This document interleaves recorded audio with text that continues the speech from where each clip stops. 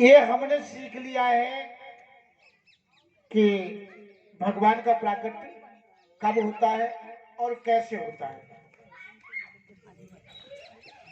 मैं ये तो नहीं कह सकता कि हमारे जीवन में भी हो गया हो भगवान का प्राकट्य, लेकिन कथा के अनुसार देखिए जो भगवान कृष्ण की लीला है ना, इसके लिए जो साधुओं ने लिखा है,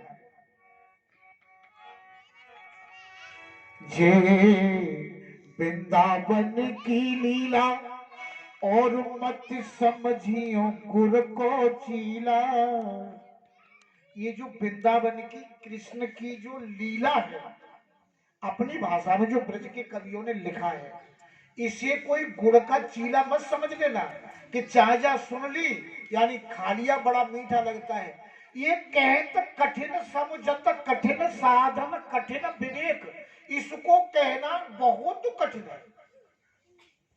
जब कहना ही कठिन है तो समझना बहुत कठिन है। जिसे लगता है कि मैं समझ गया, जो कहता मैं ज्यादा जानू वो बस उतना ही कम जाने।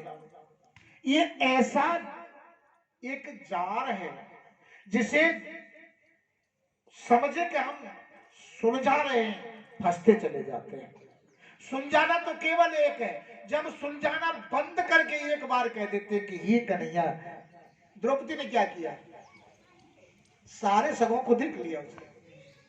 सगों में पितामह भीष्म बैठे हैं, पृथ्वी पर कोई उनका बाढ़ नहीं झेल सकता।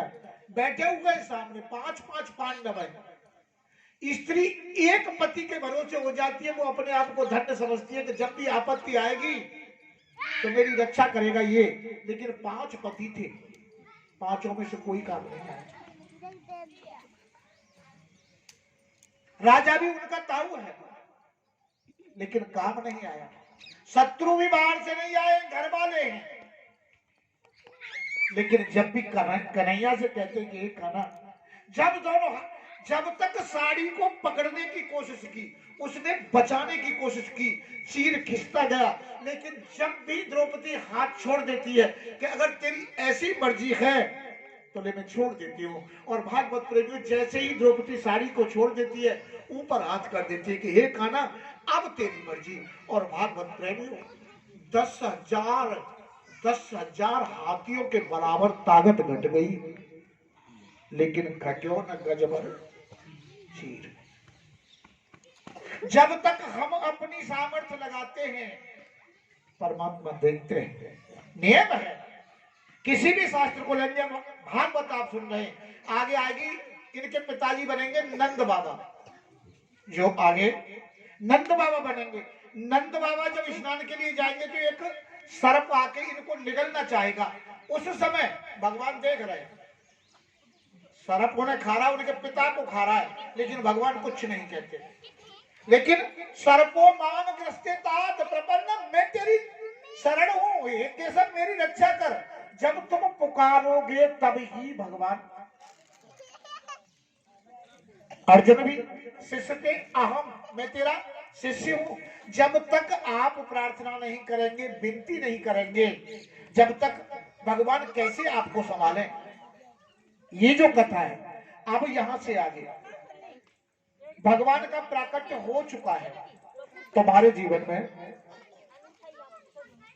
जब ऐसा लगे कि हम भगवान की शरण में पहुंच चुके हैं, अब क्या करें, ड्यूटी क्या बनती है। यहां से भागवत की कथा ये दिखाती है। और हाँ, एक बात का ध्यान रखना, जब भी कहीं कृष्ण की लीला सुननी हो, पहली बात भगवान कृष्ण की उम्र पर ध्यान रखना कि उस समय भगवान की मैया बैठ जाओ, बैठ जाओ। उस समय भगवान की उम्र कितनी थी। अगर उम्र समझ में नहीं आएगी तो कथा गड़बड़ हो जाती है, क्योंकि सब जगह हम इसी तरह से सुनते हैं। भगवान कृष्ण का जब प्राकट्य होता है तो सर्वप्रथम उत्सव तो हो ही गया है। जब भी जीवन में भगवान का प्राकट्य होता है तो उत्सव आता है। उत्सव आता है तो नंद बाबा भगवान की कंस का कर चुकाने के लिए जाते हैं।